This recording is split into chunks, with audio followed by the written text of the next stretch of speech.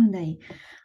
ඉතින් මම මේ වීඩියෝ එකෙන් කල්පනා කරේ ඔයාලත් එක්ක ටිප්ස් ටිකක් ෂෙයා කරගන්න ස්ටුඩන්ට් වීසා එකෙන් USA දී මොන වගේ දේවල් උදව් වෙයිද කියන කාරණාව කියන්නයි. මමත් මෙහෙට ආයේ මගේ ග්‍රැජුවේට් ස්ටඩීස් වලට. ඉතින් මගේ අත්දැකීම් එක්කලා ඔයාලත් එක්ක ෂෙයා කරගන්න පුළුවන් ටිප්ස් ටිකක් තමයි මේකෙදි කතා බහ කරන්නේ. ඇත්තටම මම දන්නේ සයන්ස් ෆීල්ඩ් එක ගැන විතරයි. ඉතින් ඔයගොල්ලෝ මොන හරි ප්‍රශ්නයක් අහනවා නම් කොමර්ස් හරි accounts හරි වෙන මොන හරි දේවල් ගැන ඇත්තටම මට ඒකට උත්තර දෙන්න මම දන්නේ නැහැ. ඉතින් ඒ නිසා ඒ වගේ ප්‍රශ්න ඇහුවට මට ඔයාලට හරියට උත්තරයක් දී ගන්න බැරි වෙයි. දෙන්න මම දන්නේ නැහැ ඇත්තටම. ඉතින් මේ වීඩියෝ එක ගොඩක් ප්‍රයෝජනවත් වෙයි. ඒ කියන්නේ ඔයා දැන් දෙවෙනි අවුරුද්දේ තුන්වෙනි අවුරුද්දේ ඉන්නම් කෙනෙක් හරි මල්ලි කෙනෙක් හරි නම් ඔයා US එන්න හිතාගෙන ඉන්නවා නම් ඔයාගේ higher studies වලට ඔයා දැනටමත් දන්නවා ඇති ඔයා කරන්න ඕන දේවල්. ඔයා IELTS හරි TOEFL හරි කරන්න ඕනේ, GRE කරන්න ඕනේ. ඊට පස්සේ මොන වගේ කැම්පස් වලටද ඔයා ඇප්ලයි කරන්න ඕනේ. ඔයා මේ වගේ ඉන්ෆර්මේෂන් සේරම මේ වෙලෙදි දන්නවා ඇති. ඉතින් මේ වීඩියෝ එකෙන් ඔයාට ලොකු ප්‍රයෝජනයක් සමහර වෙලාවට නැති වෙයි. සමහරක් වෙලාවට සමහර ඉන්ෆර්මේෂන් ඔයාටත් වැදගත් වෙයි. මේක ගොඩක්ම මම ફોකස් කරේ අපි ඩිග්‍රී එක අරගෙන ඊට පස්සේ අවුරුදු 4-5ක් ලංකාවේ ජොබ් එක කරලා මේ වෙද්දී ඉන්න අපේ කවුරු හරි යාළුවෙකුට අවශ්‍ය වෙයි කියලා උදව් වෙයි කියලා හිතලා තමයි මේ ඉන්ෆර්මේෂන් ටික ෂෙයා කරගන්න හදන්නේ. ඉතින් ඔයා අනිවාර්යයෙන්ම මෙහෙ එනවා කියලා හිතාගෙන ඉන්නවා නම් ඔයාට GRE කරන්න වෙනවා, TOEFL හරි IELTS හරි කරන්න වෙනවා. ඊට පස්සේ දැන් ඔයා මේ විදිහට කරන්න හිතාගෙන ඇති ඒ වගේ ඉන්ෆර්මේෂන් හොයනවා ඇති. එහෙම නැත්නම් ඔයා කරලා ස්කූල් වලට ඇප්ලයි කරන කෙනෙක් වෙන්නත් පුළුවන්. ඉතින් දැන් මෙහෙම ඇප්ලයි කරද්දී දැන් ලංකාවේ තියෙන සිටුේෂන් එකත් එක්ක ඔයාට ස්කූල් ගොඩකට ඇප්ලයි කරන්න බෑ. ඉතින් at least මේ ඇප්ලයි කරන ප්‍රමාණය අඩු කරගන්න හරි ඔයාට පුළුවන් මේ වගේ මේ වයින් යම් උදව්වක් ගන්න මං කියන කාරණා ටිකත් එක්කලා. ඉතින් ඉස්සෙල්ලාම ඔයාට පුළුවන් නිකන් Google එකේ සර්ච් කරන්න University rankings in Georgia මොකක් හරි ස්ටේට් එකක් Illinois Texas මොකක් හරි එකක් ගහන්න. ගහපුවාම මේ වගේ top universities in මම ගහුවේ Georgia. එතකොට ආවේ Georgia. දැන් මේ උඩ තියෙන කැම්පස් වලින් වලට ටිකක් යන්න අමාරු ස්වභාවයක් තියෙනවා. මොකද සාමාන්‍යයෙන් මෙයාලා කැමති fresh graduates ලා ගන්න. දැන් අපි ග්‍රැජුවේට් ලංකාවේ ඩිග්‍රී එක අරගෙන ටික කාලයක් ලංකාවේ ජොබ් එක කරලා ඊට පස්සේ ඇප්ලයි කරන්න යන නිසා පොඩ්ඩක් chance එක අඩු වෙන්න පුළුවන්. හැබැයි බැරි කමක් නැහැ.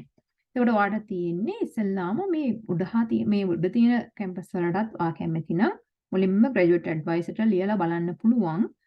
ඔයාට මෙහෙම chance එකක් ගන්න තියෙයිද? ප්‍රෝග්‍රෑම් එකට එන්රෝල් වෙන ගමන්ම ඇසිස්ටන්ට්ෂිප් එකකුත් එක්කලා. ඊට පස්සේ ඔයාලට මේ පල්ලෙහා තියෙන කැම්පස් වලටත් මේ ඊමේල් එක දාන්න ලොකු වෙලාවක් යන්නේ සහ කල්ලි යන්නේ නැහැනේ. ඉතින් ඔයාලට පුළුවන් ඕනම ගානකට ඔයාගේ ඊමේල් එක එඩිට් කරන්න විතරනේ dear doctor කැල්ල අනික කැල්ල එඩිට් කරන්න වෙනස් කරලා දාන්න පුළුවන් එකම ඊමේල් එක. ප්‍රොෆෙසර් හරි මොකක් හරි එකක් දාලා එහෙම වෙනස් කරලා දාන්න පුළුවන්. ඉතින් එතකොට ඔයාලට පුළුවන් ඒ විදිහට පොඩි කැම්පස් එකකට දැන් ඔයා එක කාරණාවක් තමයි ඔයා ටිකක් පරක් වෙලා ඉන්නේ. ඒ කියන්නේ ග්‍රැජුවේට් වෙලා ටිකක් කාලයක් ලංකාවේ ඉඳලා ඉන්නේ. අනිත් කාරණාව තමයි හිතන්නකෝ ඔයා 3 year degree එකක් තියෙන කෙනෙක්. එතකොට ටිකක් එන්න අමාරුයි. ඒ වගේ කෙනෙකුටත් මේ පොඩි කැම්පස් එකකට මුලින්ම එන එක හොඳයි. ඒ කියන්නේ ඔයාට ලේසි එන්න. ඊට පස්සේ හිතන්නකෝ ඔයා 4 year degree එකක් වුණත් නිකන් හිතන්නකෝ නිකන් second lower එකක් හරි ඊටත් වඩා අඩු එකක් නම් තියෙන්නේ. මේ වගේ කැම්පස් එකකට ඇවිල්ලා එතකොට ඔයාට උනේ ඇත්තටම මෙහෙට පැන ගන්නනේ ප්‍රධානම කාරණා. එතකොට ඔයා මෙහෙට ඇවිල්ලා ඊට පස්සේ ඔයා මේ වගේ කැම්පස් එකකින් මාස්ටර් එක අරගෙන ඊට පස්සේ ඔයාට පුළුවන් හොඳ කැම්පස් එකකට PhD එකට යන්න. ඉතින් එතකොට ඔයාට පුළුවන් දැන් අපි උදාහරණයක් ඇරෙට ගත්තොත් එහෙම මම මේ ක්ලාක් ඇට්ලන්ටා යුනිවර්සිටි ස්පෙල්මාන් මේවට ගොඩක් ලංකාවේ කට්ටිය එනවා. ඊට පස්සේ දැන් අපි ගිහින් බලමු ක්ලාක් ඇට්ලන්ටා එකට. එතකොට ක්ලාක් ඇට්ලන්ටා එකට ගියාම අපි හිතමු කෙමිස්ට්‍රි එකට යනවා කියලා නිකන් මම මෙතන ගහන්නම් ක්ලාක් ඇට්ලන්ටා යුනිවර්සිටි කෙමිස්ට්‍රි. ඒකට අපිට එනවා මෙතන ඩිපාර්ට්මන්ට් ඔෆ් කෙමිස්ට්‍රි කියලා. ඊට පස්සේ මෙතන මේ ග්‍රැජුවේට් ප්‍රෝග්‍රෑම්ස් ඇඩ්මිෂන් රික්වයර්මන්ට්ස් ඒවා ඔයාලට අදාළ ඉන්ෆර්මේෂන් තියෙනවා. මුලින්ම ඔයා කරන්න ඕනේ ඔයා මේ ග්‍රැජුවේට් ඇඩ්වයිසර්ට ඊමේල් එකක් දාලා බලමු. දැන් මේ සාමාන්‍ය ෆැකල්ටි ඇන්ඩ් ස්ටාෆ් යටතේ තියෙනවා ග්‍රැජුවේට් ඇඩ්වයිසර්ගේ ඉන්ෆර්මේෂන්. එතකොට මේකේ දැන් අපිට පේන්නේ නැහැ එයාගේ ඉන්ෆර්මේෂන්. එතකොට අපි ඊට පස්සේ බලමු contact us යටතේ.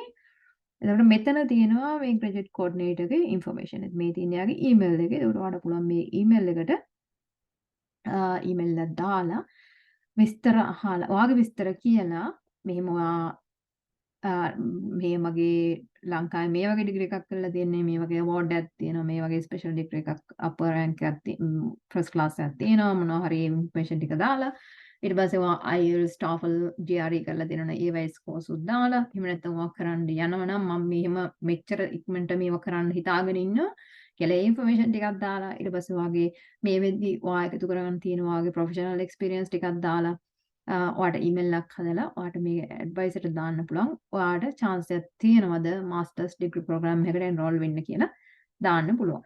ඊට පස්සේ ඒත් එක්කම අනිවාර්යෙන්ම අහන්න ඕන දෙයක් තමයි ඔයාට ඇසිස්ටන්ට්ෂිප් එකක් ගන්න පුළුවන්ද කියන කාරණාව.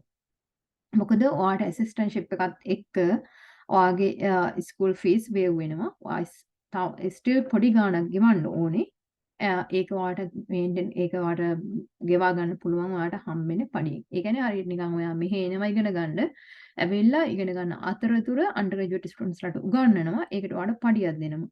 ඒ පඩියෙන් තමයි ඔයාට අර පොඩි ගාණ පොඩි ස්කූල් ෆී එකත් එක්ක ඔයාට ඔයාගේ කටයුතු ටික ඉන්න තැනට ගෙවන්න කන්න බොන්න ඒවටත් ඒකෙන් කව කරගන්න පුළුවන්.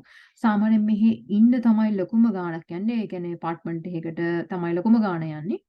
කන්න බොන්න ඉච්චර ලොකු ගාණක් යන්නේ නැහැ. ඉතින් මේ මාස්ටර් එකක් ඉවර ගන්න පුළුවන් අවුරුදු දෙකමාරක් දෙකක් යනකොට මාස්ටර් එකක් ඉවර කරන්න පුළුවන්. ඊට පස්සේ ඔයාට මාස්ටර් එක හොඳටම කරගන්න අතරතුර ඔයාට ඇප්ලයි කරන්න පුළුවන් හොඳ ස්කූල්ස් වලට ඇප්ලයි කරලා PhD එකට යන්න පුළුවන්. ඉතින් අනිත් හේතුව තමයි ඔයා ග්‍රැජුවේට් ඇඩ්වයිසර්ට ලියන්න ඕන. දැන් හිතන්නකෝ ඔයා කැමති ස්කූල්ස් ගොඩාක් තිබ්බට ඔයාට සේරටම ඇප්ලයි කරන්න බෑ. ඇප්ලයි කරන්න පුළුවන් වුණොත් ඔයාට මේ කියන්නේ හිතන්නකෝ 10ක් කියලා ඩොලර් 150ක් ගියොත් 10 ගාන ඩොලර් 1500ක් යනවා ඇප්ලයි කරන්න. විතරක් ඔයා දන්නෙත් නෑ ඔයාට ඒක හම්බෙයිද නැද්ද කියලා. ඉතින් අපි මුලින්ම ඇඩ්වයිසර් ඊමේල් එකක් දාලා එයාගෙන් පොසිටිව් රෙස්පොන්ස් එකක් එනවනම් ඔන්න අපිට එතකොට ඒකට ඇප්ලයි කරන්න පුළුවන්. එතකොට අර ඔයාගේ ඇප්ලයි කරන්න ඕන ලිස්ට් එක පොඩ්ඩක් ඒක අවශ්‍යම දේවල් වලට ෂෝට් කරගන්න තමයි ඊට පස්සේ ඔයා වැඩේ පටන් ගන්න. අනිත් එක තමයි ඔයාට පුළුවන් තව ලංකාවේ ප්‍රොෆෙසර්ස්ලා ඉන්න කැම්පස් බලන්න පුළුවන්. ඒ කැම්පස් වලට දාලා එයාලගෙන් ඊමේල් එකක් දාලා අහන්න පුළුවන් මෙහෙම ඔයා කැමතිද ඉන්නවයින්ද ප්‍රෝග්‍රෑම් එකකට ඔයාට ඇසිස්ටන්ට්ෂිප් එකක් එක්ක chance එකක් ගන්න පුළුවන්ද කියලා. ගොඩක්ම වෙලාවට ලංකාවේ ප්‍රොෆෙසර්ලා රිප්ලයි කරයි. ඒ කියන්නේ මට මගේ අත්දැකීම අනුව නම් ගොඩක්ම අය හොඳයි. ඉතින් සමහර අයට රෙස්පොන්ස් කරන්න බැරි වෙන්නත් පුළුවන්. මොකද එයාලා ගොඩක් බිසි වෙන්නත් පුළුවන්. ඒතකොට ඔයාගේ ඊමේල් එක රීඩ් කරලා පස්සේ රිප්ලයි කරන්න ඉඳලා ඒකට අමතක වෙන්නත් පුළුවන්. ඒ හින්දා එයාලා රෙස්පොන්ස් කරේ නැත්නම් තව සතියකට පස්සේ විතර ආයෙම ඊමේල් එක යවලා බලන්න. ඉතින් ඔය අතරේ රෙස්පොන්ස් කරන්නෙම නැති අයත් ඉන්න පුළුවන්. හැබැයි මට හිතෙනවා ගොඩක්ම අය එහෙම ලංකාවට උදව් කරන්න කැමති. සහ මෙහි ලංකාවේ අය හොඳ නමක් තියාගෙන තියෙනවා. ඉතින් ඒක නිසා ඒ කියන්නේ ඒ ස්කූල් එකේ කවුරු හරි ලංකාවේ කෙනෙක් හිටියොත් ඒ කට්ටිය දන්නවා ලංකාවේ ළමයි මහන්සිලා වැඩ කරනවා කියලා. ඒකට ගන්න කැමතියි. ඉතින් ඒක තමයි දෙවෙනි විදිය ලංකාවේ ප්‍රොෆෙසර් කෙනෙක් ඉන්න කැම්පස් එකක් බලලා දාන්න. අනිත් එක තමයි ඔයාගේ බැච් එකේ යාළුවෝ ගිය කැම්පස් ටිකක් බලන්න සර්ච් කරලා ඒවැය ඉන්න ග්‍රැජුවේට් ඇඩ්වයිසර්ස්ලාට ලියලා බලන්න.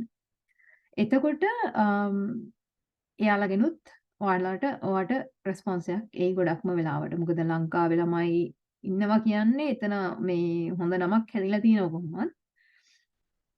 ඉතින් මේ කාරණා ටික තමයි මට ඔයාලට කියන්න ඕන උනේ. ඉතින් තව මොනවා හරි ඉන්ෆර්මේෂන් තියෙනවා නම් දැනගන්න කමෙන්ට් එකක් දාන්න. මට වෙලාවක් ලැබිච්ච ගමන් මම ඔයාලට රිප්ලයි එකක් දාන්නම්. එහෙනම් ඔයාලා හැම දෙනාගේම කටයුතු සාර්ථක වෙන්නයි කියලා ප්‍රාර්ථනා